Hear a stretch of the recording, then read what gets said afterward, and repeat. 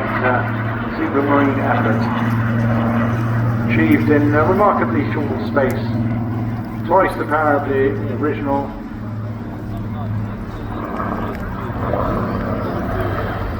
That's my baby.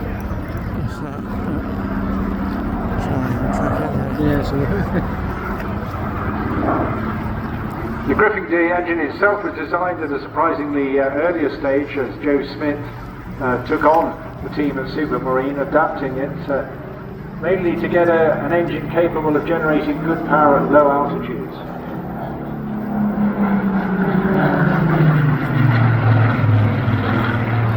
First of the Griffin engine Spitfires flying as early as 1941 in November, but none of them produced in large numbers.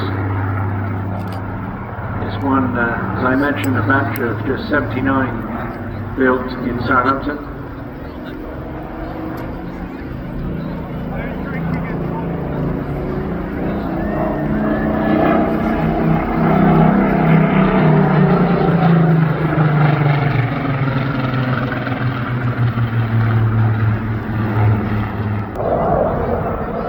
Now this is not so pleasant in many ways.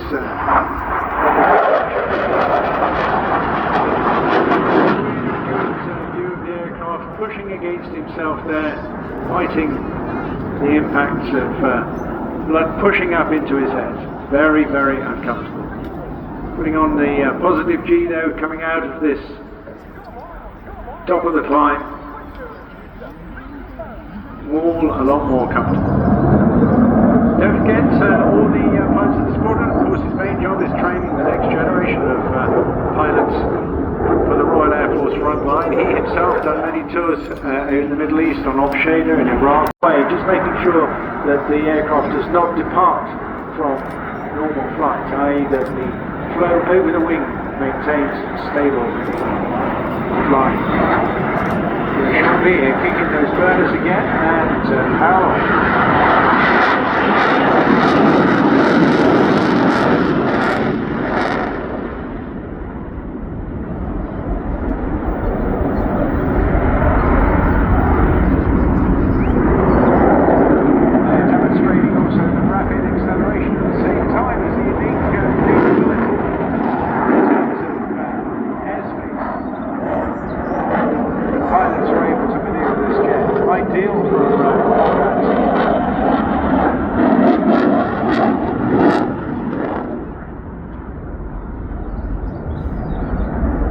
Tight turns, most of them all ran in the region of 8 to 9 there. Each man aboard us the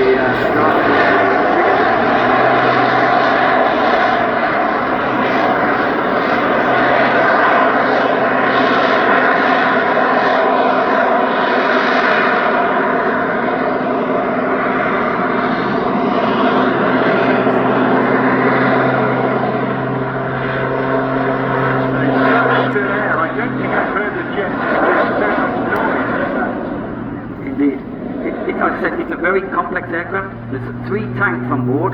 There's a tank for the avgas. So many of the standard manoeuvres like Longevex and Rudas and so on. How we describe some of these manoeuvres, but having this extra power to keep the manoeuvres going so many longer.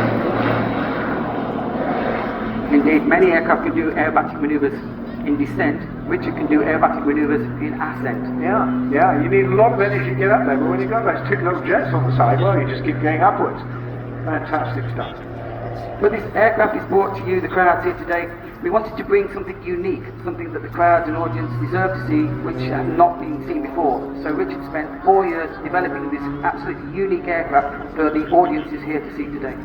Now, I think another little shout out for Eddie. My guy called Curtis Pitts back in the late 40s, made famous by all sorts of aviators. Betty Skelton, one of them with her little stinker, is notable.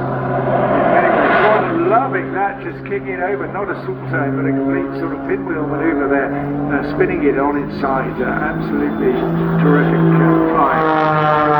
And I was talking earlier when we were looking at Michael Biggins and yourselves, the physical effort, like skills, but the aircraft he flies. And alongside me, I've got his chief engineer, as Richard decides to go inverted for a little while.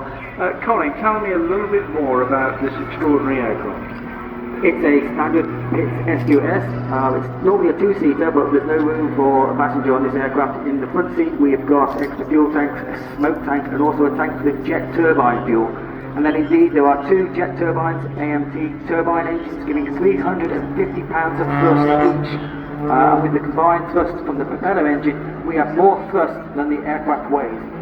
And that is exceptional in an aircraft of this class.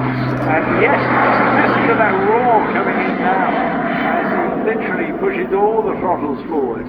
And there's quite a lot of dexterity required, surely, because you're operating two sets of engineering at the same time. That must be tricky. It is indeed. We've tried to make it as ergonomically easy for the pilot to operate both the piston propeller engine and the jet turbine engines together at the same time.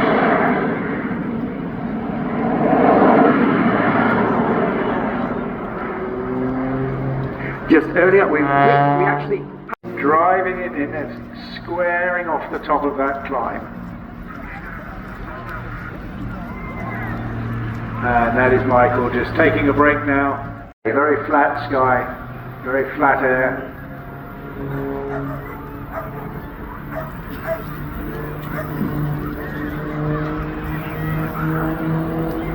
I know, snap that G command. That is really harsh, but it looks quite.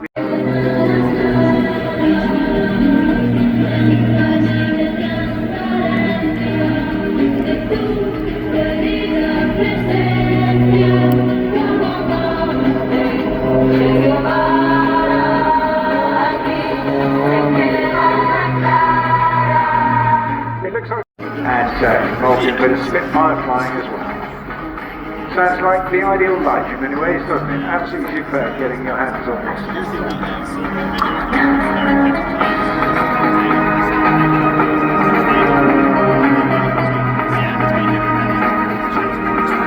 Great smoke system, that is really unique. You should see when they're getting out in the team.